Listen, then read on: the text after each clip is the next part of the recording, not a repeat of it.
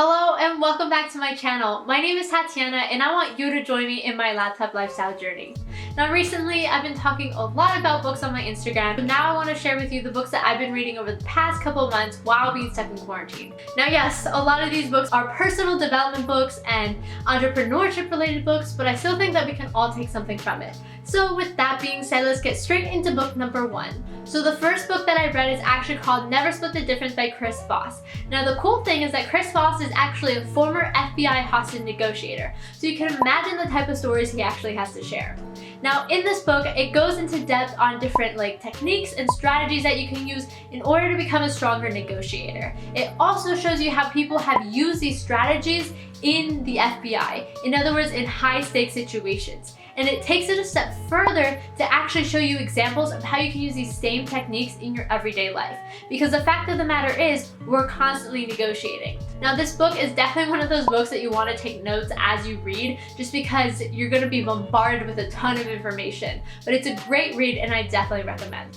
So the second book that I read is Alcatraz from Inside, and it's by Jim Quillen. So Jim Quillen is actually a former prisoner at Alcatraz. And so the whole book is a first-hand account of his experience while being in Alcatraz. But it also recounts his experience as a child and the trauma he endured and how that may have affected his decisions later on in life.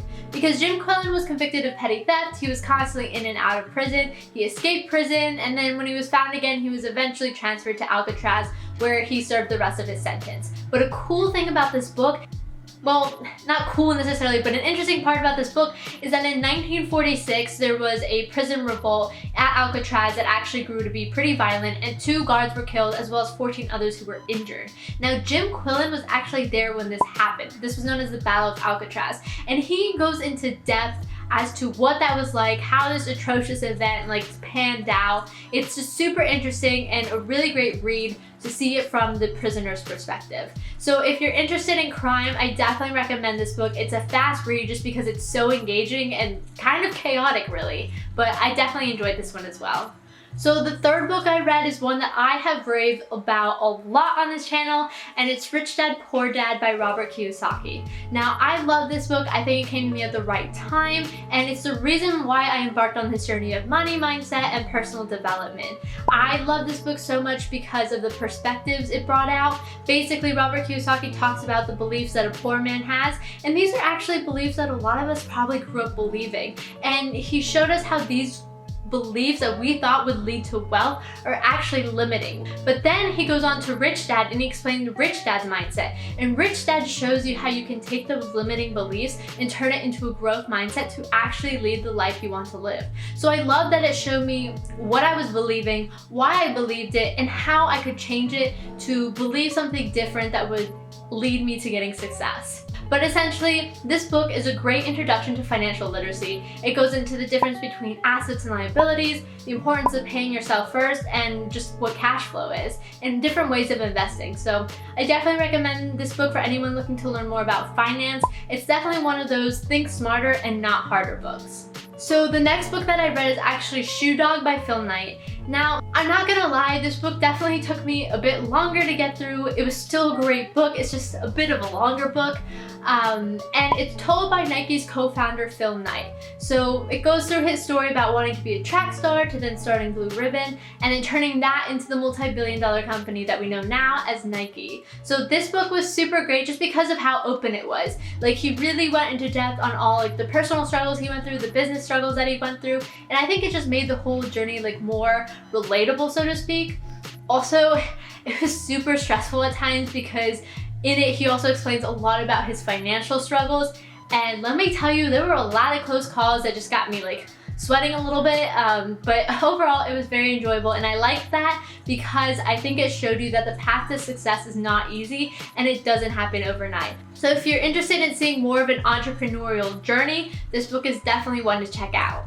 So the next book that I read is actually How to Win Friends and Influence People by Dale Carnegie. Now yes, this is a classic, and actually there's a lot of mixed reviews about it, which I found to be kind of interesting.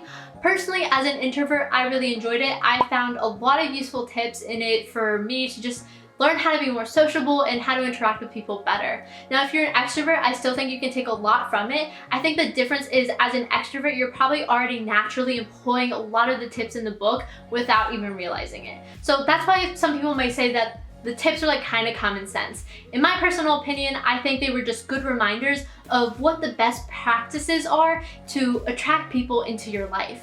I also love that Dale Carnegie went ahead and cited people from the past, like successful politicians, successful businessmen, successful bankers, who use these same strategies to bring success into their life, to be able to work with difficult people. So I can see this book being super helpful for managers, for salespeople, and honestly just people trying to improve their relationships with others.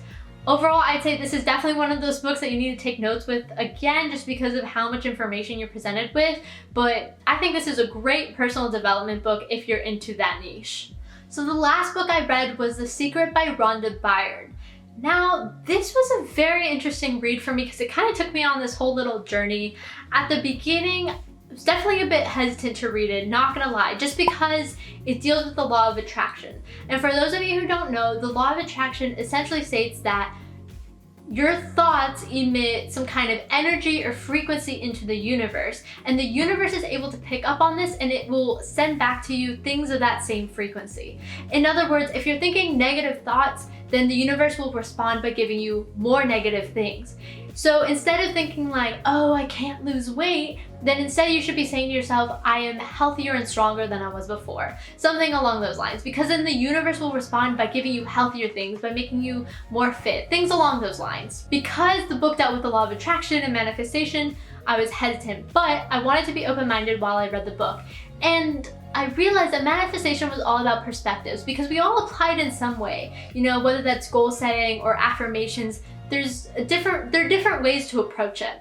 So as I read, I found myself actually being convinced. And I think a big reason for this is because the author cited a lot of reputable sources from early history. And these are people we grew up knowing, like philosophers and things of that nature, explaining how they used this strategy to their own advantage. And then there were stories like of people being able to correct their eyesight through this manifestation that seemed like miracles that kind of made me think, okay, I should give this a try. So for that reason, I've been more open-minded about the whole idea of the law of attraction, practicing affirmations, creating a vision board. It hasn't been too long since I finished this book, so I can't report back on manifestation or any of that, but I'm definitely giving it a wholehearted try, just to see if it can help in my life, because there's really no harm in it. Now, I'm not gonna lie, I'm not a huge fan of the way this book was written. It's not like as entertaining, but the book is relatively short, so there's nothing really to complain about. However, I know there is a movie version of it if you would rather digest the material that way. So this is definitely one of those books that if you're open-minded about it, definitely recommend you read it, because I do think it can change your life.